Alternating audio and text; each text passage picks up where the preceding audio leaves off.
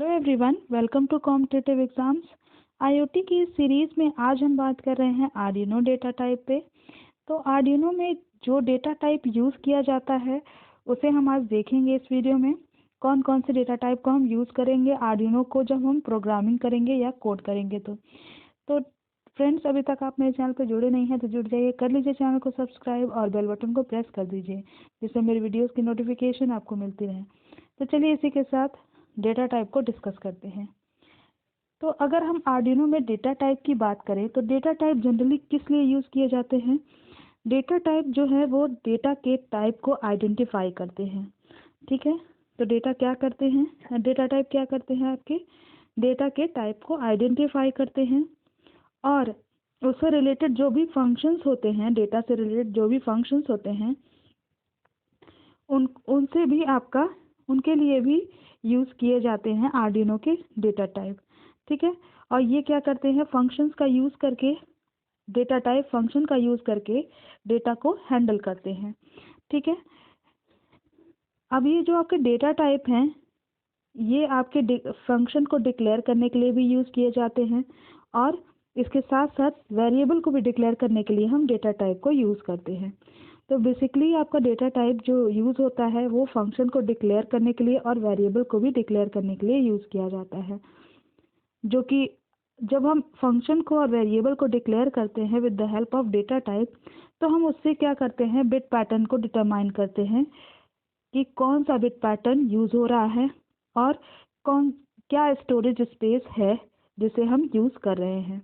ठीक है, तो डेटा टाइप जनरली जो आर्डिनो में हम यूज़ करते हैं वो कौन कौन से हो सकते हैं, तो वो हो सकता है void data type, int data type, char data type, float data type, double, unsigned int, short data type, long data type, unsigned long data type, byte data type और वर्ड डेटा टाइप।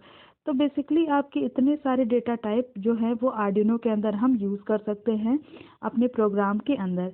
तो हर एक data type का अलग अलग use है, उसको हम एक एक करके सारे यूज़ को, हम सारे डेटा टाइप को अलग अलग से पढ़ेंगे। तो फ्रेंड्स, इसी वीडियो में हम सारे डेटा टाइप को डिस्कस करने वाले हैं। तो चलिए इसको एक एक करके डिस्कस करते हैं। सबसे पहले हम डिस्कस करते हैं वॉइड डेटा टाइप को। तो जो आपका वॉइड डेटा टाइप है वो क्यों यूज़ किया जाता है, तो जो आपका वॉइड डेटा टाइप होता है वो क्या करता है, एम्प्टी सेट ऑफ वैल्यूज़ को स्पेसिफाई करता है। ठीक है, यानी जो आपका एम्प्टी सेट ऑफ वैल्यूज़ होता है उसको हमारा वॉइड डेटा टाइप स्पेसिफाई करता है। और बेसिकली जो वॉइड डेटा टाइप है उसे हम फंक्शन को डिक्लेयर करने के लिए यूज़ करते हैं। किसी भी फंक्शन को डिक्लेयर करना होता है तो हम वहाँ पे वॉइड डेटा टाइप का यूज़ करते हैं। और ये जनरली आपको क्या रिटर्न करता है, ये आपका यूज़ किया जाता है as a return type for the function, यानी फंक्शन के रिटर्न टाइप के लिए इसका यूज़ किया जाता है। और ये जो है वो आपकी कोई भी वैल्यू रिटर्न नहीं करता है। ठीक है, जैसे कि आप जनरली देखे होंगे सी में भी लिखा जाता है वॉइड मेन। तो जो आपका मेन फंक्शन होता है वो कुछ भी वैल्यू रिटर्न नहीं करता है क्योंकि उसका डेटा टाइप यहाँ पे क्या लिखा होता है, वॉइड। वॉइड बेसिकली कोई भी वैल्यू रिटर्न नहीं करता है। ठीक है, अब इसको एग्जाम्पल से समझते हैं। तो एग्जाम्पल में यहाँ पे ले लिया है वॉइड। ठीक है, तो यहाँ पे दिया गया है वॉइड सेटअप और वॉइड लूप। तो बेसिकली आपका जो ये फंक्शन है सेटअप फंक्शन और लूप फंक्शन, इसके आगे लगा हुआ है वॉइड, यानी वॉइड डेटा टाइप लगा हुआ है। तो यानी जो वो सेटअप फंक्शन है और ये जो आपका लूप फंक्शन है ये कोई भी वैल्यू रिटर्न नहीं करेगा क्योंकि इसका जो डेटा टाइप डिफाइन किया गया है वो आपका वॉइड डिफाइन किया गया है कि जो ये वैल्यू रिटर्न करेगा वो वॉइड टाइप का करेगा, यानी कोई भी वैल्यू ये रिटर्न नहीं करेगा। ठीक है, नेक्स्ट टाइप डिस्कस करते हैं तो वो है इंट डेटा टाइप। तो इंट डेटा टाइप क्या होता है, int data type basically integer data type होता है। और ये जो इंटीजर डेटा टाइप होता है ये बेसिकली होल नंबर्स होते हैं, लाइक 5, -6, 10, -23 एट्सेट्रा। ठीक है, और इनमें कोई भी फ्रैक्शनल पार्ट नहीं होता है। तो कौन सा होता है, इसमें कोई भी फ्रैक्शनल पार्ट नहीं होता है। इंटीजर डेटा टाइप बेसिकली हम रिप्रेजेंट करते हैं इंट से। ठीक है, और इसको हम कंसीडर करते हैं as a primary data type. ठीक है, किसी भी नंबर को स्टोर करने के लिए as a primary data type use होता है इंट। ठीक है। और जो इंट डेटा टाइप है इसकी जो साइज़ होती है वो 2 बाइट जनरली होती है, यानी 16 बिट होती है। ठीक है। और मिनिमम ये रेंज कहाँ से कहाँ तक ये रेंज डिफाइन करता है, -32768 से +32767 तक, यानी 2⁻15 से लेकर 2⁻15 -1 तक ये रेंज क्या करता है, डिफाइन करता है। ठीक है। आर्डिनो यूएनओ बोर्ड में जो आपका जनरली इंटीजर डेटा टाइप है यानी इंट डेटा टाइप है वो आपका 2 बाइट वैल्यू को स्टोर करता है। ठीक है। नेक्स्ट बात करते हैं कि नेगेटिव नंबर के लिए, तो नेगेटिव नंबर जो होते हैं वो अगर इंट डेटा टाइप में हम वो स्टोर करें तो क्या होगा, इंट डेटा टाइप में अगर नेगेटिव नंबर हम यूज़ कर रहे हैं तो वो हम 2 कॉम्प्लीमेंट के फॉर्म में यानी 2s कॉम्प्लीमेंट के फॉर्म में उसको स्टोर करेंगे, जहाँ पे हमारा जो साइन बिट होगा या फिर हाईएस्ट बिट होगा वो फ्लैग्ड होगा। ठीक है। फ्लैग्ड कैसा होगा, नेगेटिव नंबर की तरह। ठीक है। जैसे मान लीजिए सिंटेक्स लिखा हुआ है इंट वैर इज इक्वल टू वैल, तो वैर क्या यहाँ पे है, वैर एक वेरिएबल है और वैल्यू क्या है, जो कि इस वेरिएबल को जो वैल्यू असाइन की जाएगी वो यहाँ पे वैल में लिखी जाएगी। ठीक है। तो वैल बेसिकली वो वैल्यू है जो वेरिएबल को हम असाइन करेंगे और वैर आपका क्या है, वेरिएबल है। ठीक है। तो फॉर एग्जांपल अगर हम ले तो इंट ए लिखा हुआ है, तो इंट ए लिखा हुआ है यहाँ पे int b is equal to 3, तो कोई भी वेरिएबल हो या आइडेंटिफायर हो वो इंटीजर वेरिएबल बन जाएगा और उसको क्या होगा, वो इंटीजर वैल्यू को होल्ड कर सकता है। तो यहाँ पे आपका बी और ए जो है वो वेरिएबल है, यहाँ पे ए को वेरिएबल असाइन किया गया है, डिफाइन किया गया है जो कि इंट डेटा टाइप का है, और बी भी इंट डेटा टाइप का एक वेरिएबल है जिसको हम वैल्यू क्या असाइन किए हैं, 3। ठीक है।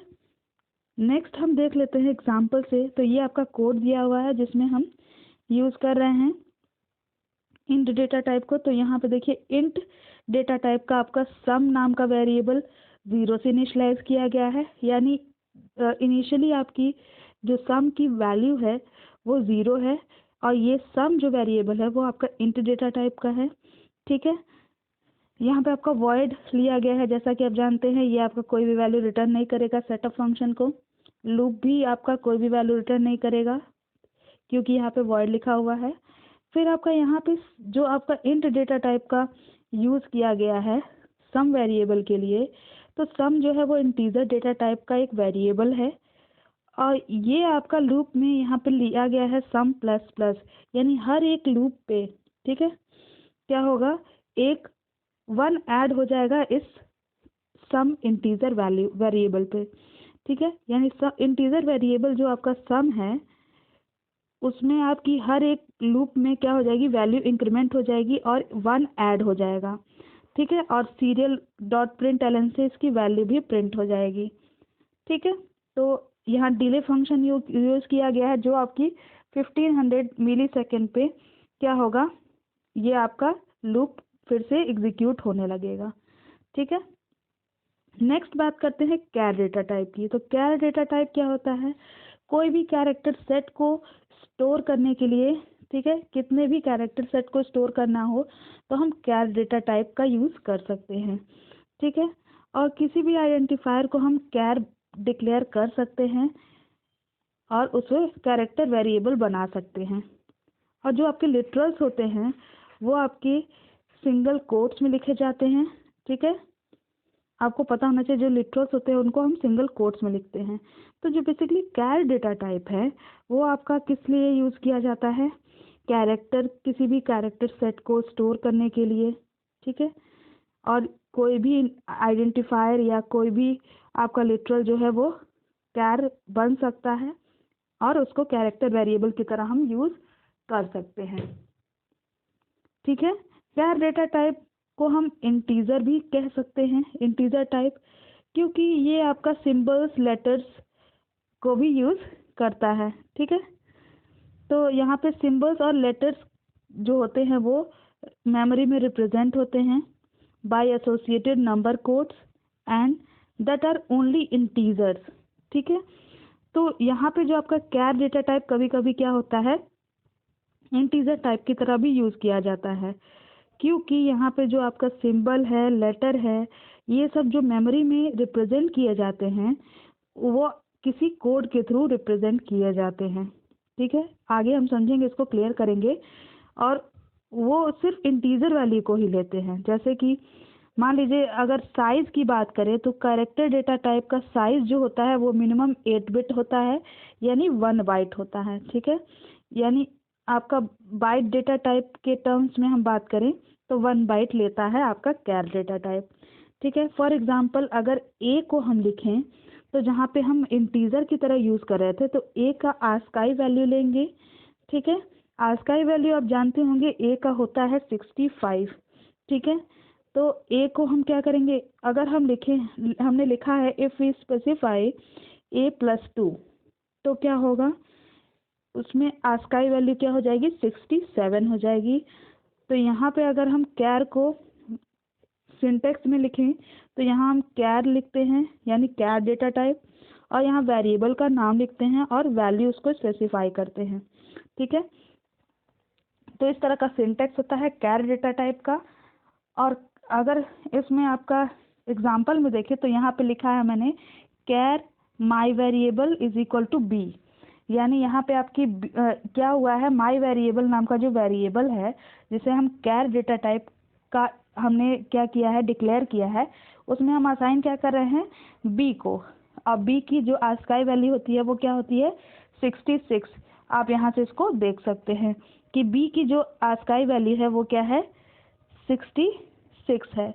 ठीक है, यहाँ से आपको दिख रहा है ये बी की वैल्यू क्या है, 66 है, इसलिए हमने यहाँ पे जो आस्काई वैल्यू है उसको लिया है।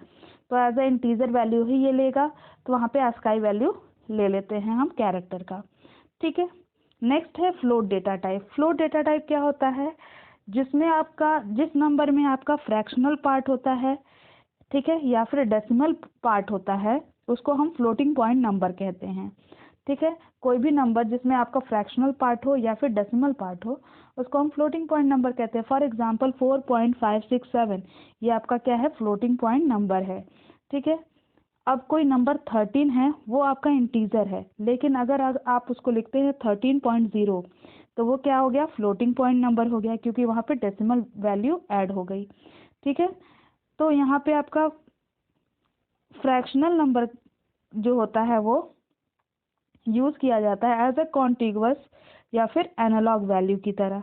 और फ्लोटिंग पॉइंट नंबर जो होता है वो उसे हम एक्सपोनेंट फॉर्म में भी लिख सकते हैं, यानी एक्सपोनेंशियल फॉर्म में भी हम लिख सकते हैं उसे, यानी पावर की फॉर्म में। ठीक है, और फ्लोटिंग पॉइंट में हम लार्जर नंबर की बात करें तो जो नंबर इसमें सबसे ज़्यादा होगा वो होगा 3.4028235E। ठीक है, और स्मॉल जो होगा वो ये वैल्यू होगी। और जनरली हम अगर साइज़ की बात करें तो कितना बाइट ये लेता है फ्लोट, तो फ्लोट जनरली आपका 4 बाइट लेता है या फिर 32 बिट लेता है।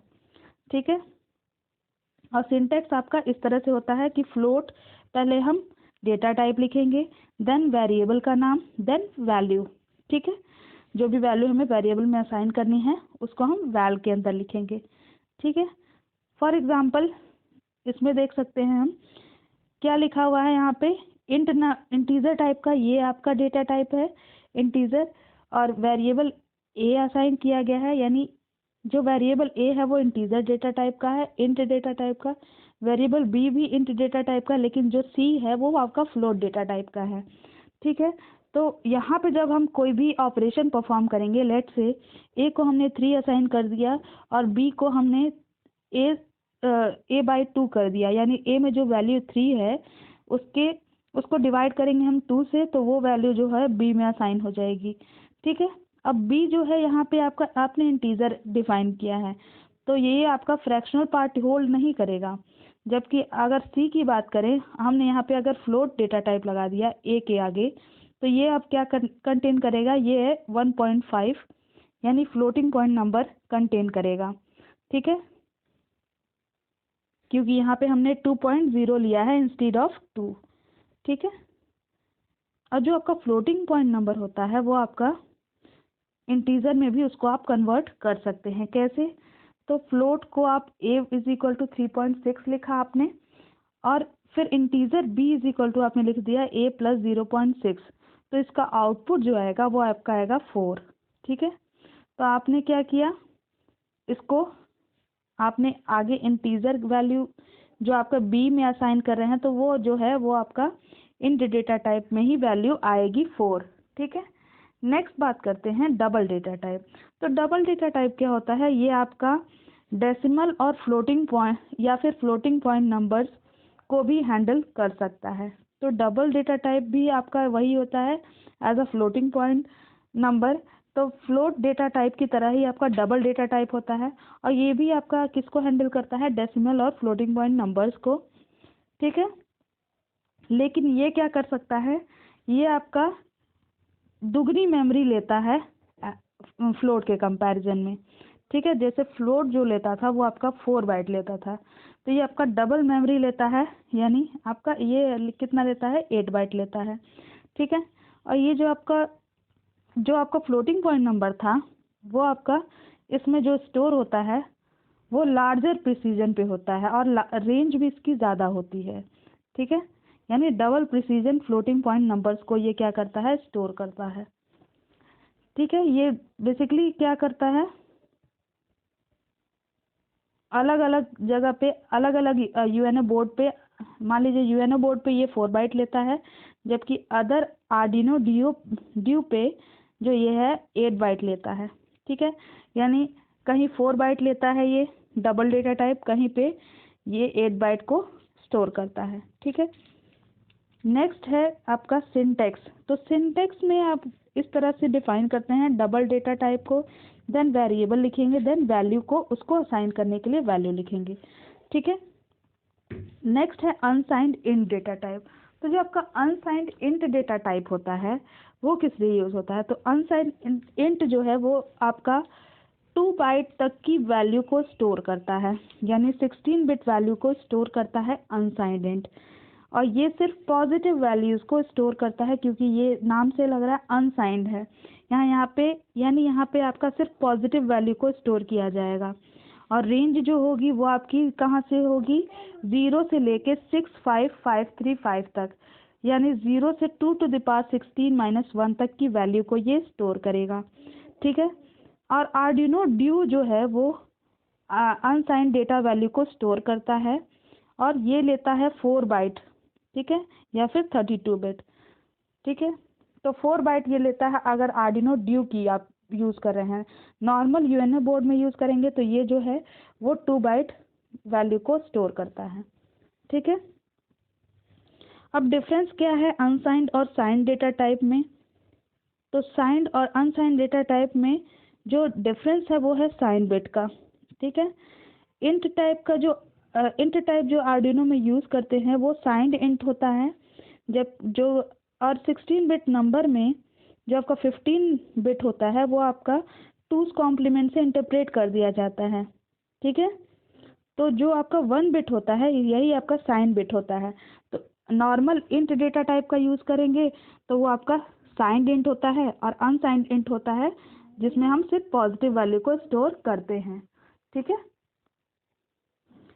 सिंटेक्स की बात करें तो अनसाइंड इंट में आपकी सिंटेक्स जो होती है वो अनसाइंड आगे लगाते हैं, इंट वेरिएबल के आगे, सॉरी इंट डेटा टाइप के आगे अनसाइंड लगाते हैं, देन वेरिएबल नेम, देन उसकी वैल्यू लगाते हैं। ठीक है, और इस तरह से आप इसका एग्जांपल लिख सकते हैं, unsigned int pin of LED is equal to 8, यानी 8 value pin of LED variable को असाइन की गई है, जो कि किस टाइप का डेटा टाइप है, किस टाइप का आपका वेरिएबल है, इंट अनसाइंड इंट टाइप का। नेक्स्ट है शॉर्ट डेटा टाइप। तो शॉर्ट डेटा टाइप क्या होता है, शॉर्ट भी एक इंटीजर डेटा टाइप है, और ये क्या करता है 2 बाइट या 16 बिट ऑफ डेटा को स्टोर करता है। और अगर शॉर्ट डेटा टाइप की रेंज देखें तो ये -32768 से लेके 32767 तक की वैल्यू को स्टोर करता है। ठीक है, नेक्स्ट बात करते हैं सिंटेक्स की। तो शॉर्ट की सिंटेक्स इस तरह से आप लिख सकते हैं, पहले आप शॉर्ट डेटा टाइप को लिखेंगे, देन वेरिएबल नेम, देन इसकी वैल्यू को असाइन करेंगे, ठीक है। देन बात करते हैं long data type. Long data type क्या होता है?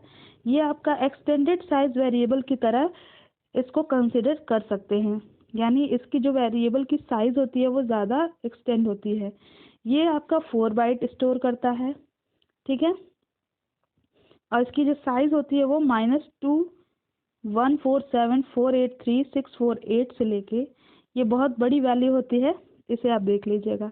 देन अगर हम इसे यूज़ करते हैं, ठीक है, जब हम इंटीजर नंबर्स का अगर यूज़ करते हैं तो एटलीस्ट जो एक नंबर होगा वो आपका एल से फॉलोड होगा, ठीक है, यानी जो आपका नंबर होगा वो आपका लॉन्ग डेटा टाइप का होगा।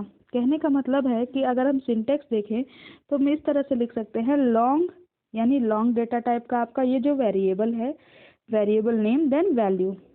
फॉर एग्जांपल आपने लिखा है स्पीड, स्पीड नाम का वेरिएबल असाइन किया है, स्पीड नाम का वेरिएबल लिया है जो कि आपका लॉन्ग डेटा टाइप का है, और इसमें जो वैल्यू असाइन की है वो है आपका इतनी वैल्यू। इसके आगे आपने लिखा है एल, ये रिप्रेजेंट करेगा कि आपकी जो डेटा टाइप है वो आपका लॉन्ग डेटा टाइप है, ठीक है। नेक्स्ट है unsigned long data type. Unsigned है तो ये क्या करेगा, ये भी एक एक्सटेंडेड साइज वेरिएबल की तरह कंसीडर किया जाता है, लेकिन यहाँ पे आपका जो वेरिएबल ले रहा था वो आपका 4 बाइट स्टोर कर रहा था, और यहाँ भी आपका 4 बाइट ही लेता है, ठीक है, यानी ये भी 4 बाइट स्टोर करता है, और ये सिर्फ नेगेटिव नंबर को स्टोर नहीं करता है, ये सिर्फ किसको करेगा, पॉजिटिव नंबर को स्टोर करेगा, क्योंकि ये क्या है, अनसाइंड लॉन्ग डेटा टाइप है।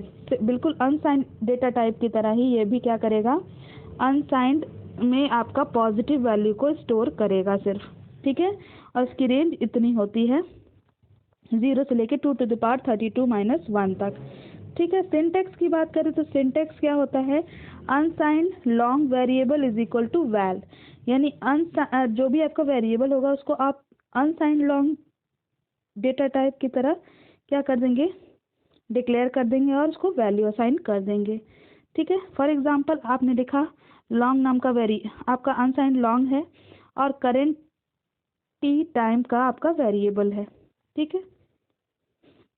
नेक्स्ट है वर्ड। तो वर्ड क्या होता है, ये भी आपका एक अनसाइंड नंबर है, ठीक है, और ये आपका कितने बिट का होता है, 16 बिट का या फिर 2 बाइट का, और ये जो वैल्यू स्टोर करता है वो 0 से लेके 65535 तक की वैल्यू को स्टोर करता है, ठीक है। तो वर्ड जो है वो आपका 16 बिट का या 2 बाइट का अनसाइंड नंबर है, और ये आपका 0 से लेके 65535 तक का वैल्यू को स्टोर करता है। और इसकी सिंटेक्स देखें तो वर्ड वैर इज इक्वल टू वैल, यानी जो भी वेरिएबल होगा उसको वर्ड डेटा टाइप का डिक्लेयर कर देंगे और उसको वैल्यू असाइन कर देंगे। मान लीजिए सी जो वेरिएबल है उसको हमने वर्ड डेटा टाइप का बना दिया और उसको हमने असाइन कर दिया 2000, ठीक है। नेक्स्ट है बाइट। तो बाइट क्या होता है, ये आपका आप जानते हैं 1 byte is equal to 8 bit होता है, तो ये आपका ये भी एक अनसाइंड नंबर है और इसे हम 0 से 255 तक की वैल्यू को स्टोर करने के लिए यूज़ करते हैं बाइट को, ठीक है। और इसका सिंटेक्स क्या होगा, बाइट वैर इज इक्वल टू वैल, यानी वेरिएबल जो होगा वो आपका बाइट डेटा टाइप का होगा और उसे वैल्यू असाइन कर देंगे। लाइक सी यहाँ पे वेरिएबल है, इसको हमने बाइट डेटा टाइप का असाइन कर दिया, डिक्लेयर कर दिया और 20 असाइन कर दिया वैल्यू, ठीक है। तो इस तरह से हमने सारे डेटा टाइप को डिस्कस कर लिया। ये सारे डेटा टाइप जो हैं वो आर्डिनो में यूज़ किए जाते हैं। जब भी हम आर्डिनो की को कोड करते हैं, जब प्रोग्रामिंग करते हैं आर्डिनो की, तो हम यूज़ करते हैं इन सारे डेटा टाइप को। तो आज की वीडियो में इतना ही। अगर आपको वीडियो पसंद आई हो तो ज़रूर लाइक करिएगा और अपने फ्रेंड्स के साथ ज़्यादा से ज़्यादा शेयर करिएगा। पूरी IoT सीरीज़ को आप फॉलो करिए। मैं गारंटी से कह सकती हूँ कि आप इन सीरीज़ को पूरा देखेंगे तो आपका IoT का कंसेप्ट क्लियर हो जाएगा। Thank you for watching. खत्म हो गया।